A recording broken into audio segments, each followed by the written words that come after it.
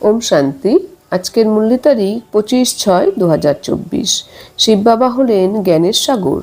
তিনি হলেন মনুষ্য সৃষ্টির বীজরূপ। সমস্ত মনুষ্য মাত্রই শিব বাবাকে বাবা বলে।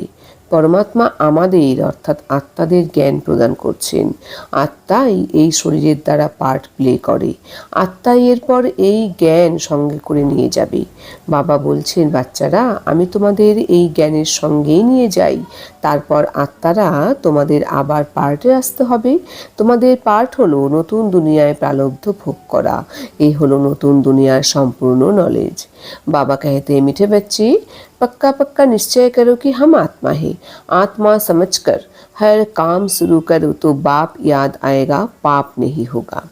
মিষ্টি বাচ্চারা, দৃঢ়ভাবে নিশ্চিত করো যে আমরা হলাম আত্মা। আত্মা মনে করে প্রতিটা কাজ শুরু করো, তাহলে বাবা স্মরণে আসবে, তখন পাপ হবে না। আমাদের বাবা বলছেন যে আমরা যত নিশ্চয়ের সাথে এরকম ভাববো যে আমরা হলাম আত্মা, এরকম যদি আমি আত্মা মনে করি প্রতিটা কাজ শুরু করি, অর্থাৎ নিজেকে দেহভান থেকে মুক্ত করে দেহি অভিমানের স্থিতি হয়ে যদি প্রতিটা কাজ শুরু করি নিজেকে আত্মা মনে করে, তার ফলে কিন্তু আমি কিন্তু বাবার স্মরণ থেকে প্রতিটা কাজ করতে পারবো। তার ফলে আমার দ্বারা কিন্তু সব শ্রেষ্ঠ কাজই হবে, আমার দ্বারা কিন্তু কোনো খারাপ অর্থাৎ পাপ কাজ হবে না। प्रश्न, कर्मातीत स्थिति को प्राप्त करने के लिए कौन सी मेहनत हर एक को करनी है? कर्मातीत स्थिति के समीपता की निशानी क्या है? কর্মাতীত স্থিতিকে প্রাপ্ত করার জন্য কোন পরিশ্রম প্রত্যেককেই করতে হবে?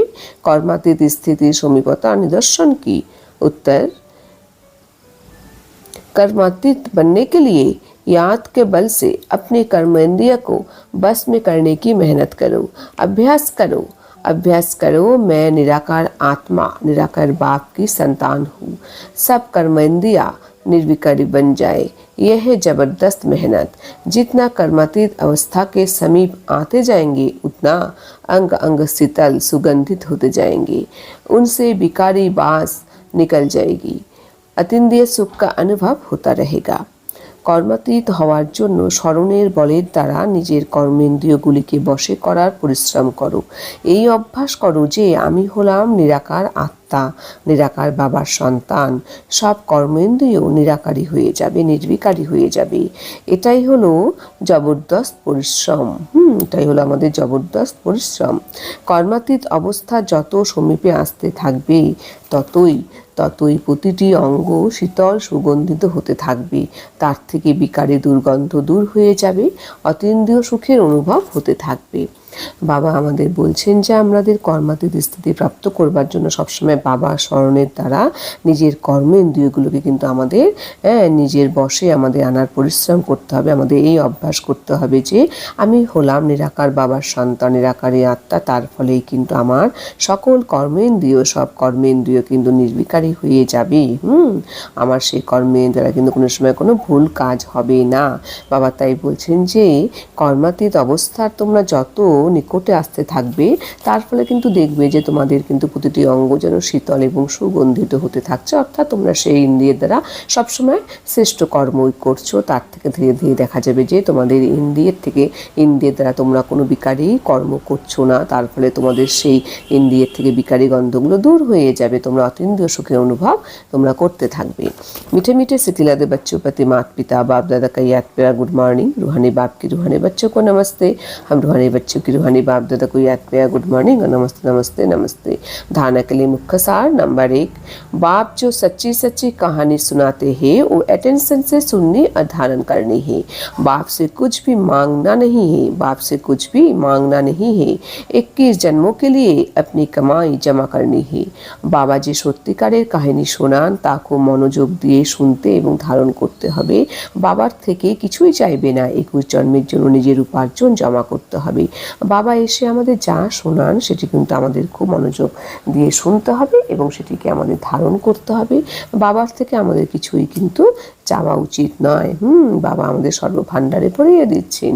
21 জন্মের জন্য কিন্তু আমাকে নিজের উপার্জন অবশ্যই জমা করতে হবে। नंबर 2, वापस घर चलना है, इसलिए योग बल से शरीर की कशिश समाप्त करनी है। कर्मेंद्रिय को शीतल बनाना है। कर्मेंद्रियों को शीतल बनाना है, इस देह का भान छोड़ने का पुरुषार्थ करना है। এখন ঘরে যেতে হবে, তাই যোগ বলের দ্বারা শরীরের টানকে সমাপ্ত করতে হবে, কর্মেন্দ্রিয়কে শীতল করতে হবে, এই দেহের ভাব ত্যাগ করার পুরুষার্থ করতে হবে।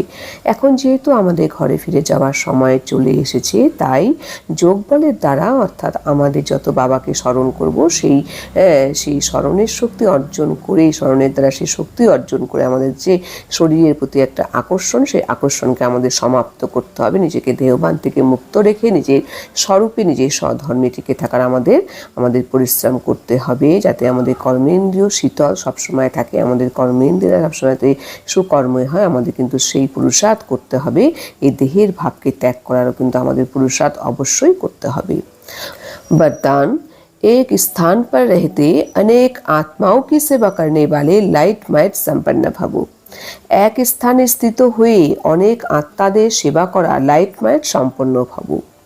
বাবা বলছেন যে যত তোমরা লাইট মাইট সম্পন্ন আত্মা হয়ে উঠবে, তার ফলে কিন্তু তোমরা এক স্থানে স্থিত হয়ে থেকে কিন্তু অনেক আত্মাদের সেবা করা নিমিত্ত হয়ে উঠতে সক্ষম হবে।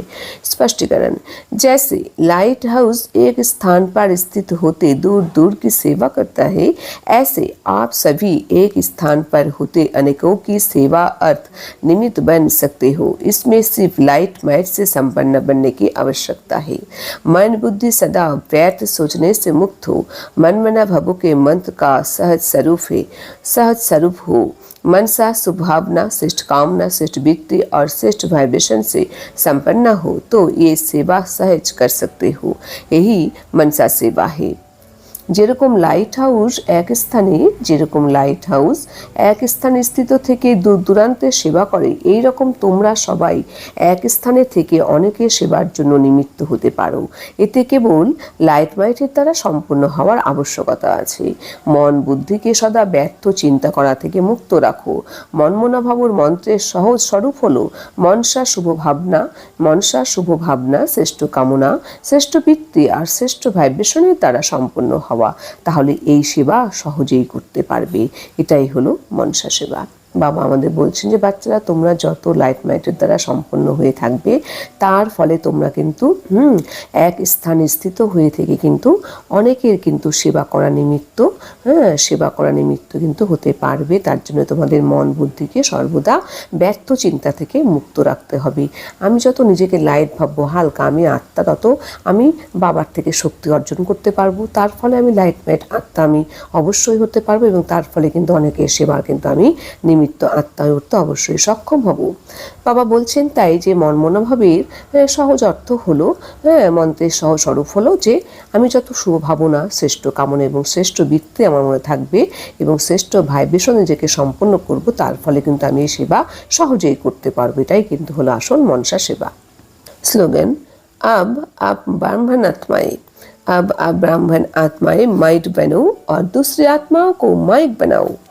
এখন তোমরা ব্রাহ্মণ আত্মারা লাইট হও আর অন্য আত্মাদেরকে মাইট বানাও। বাবা বলছেন যে বাচ্চারা, এখন তোমরা ব্রাহ্মণ আত্মারা লাইট হও, সবাইকে সেই অজ্ঞান অন্ধকার থেকে মুক্ত করে তোমরা সেই ভাইব্রেশন দাও, আর অন্য আত্মাদেরকে সেই ভাইব্রেশন দাও। তোমরা মাইক বানাও, অর্থাৎ সবাই যাতে সেই আওয়াজটা ছড়িয়ে দেয় যে এই জ্ঞানের দ্বারা আমরা কি সম্পন্ন হতে পেরেছি, কিভাবে আমাদের স্বয়ং ভগবান এসে আমাদের সব অজ্ঞান অন্ধকার থেকে মুক্ত করে আমাদের আলোর সন্ধান দিয়ে কিভাবে আমাদের সুখ শান্তি অধিকারী করে তুলছে। এইভাবে তোমরা সেই লাইট হয়ে তোমরা অন্য আত্মাদেরকে তোমরা মাইক বানাও।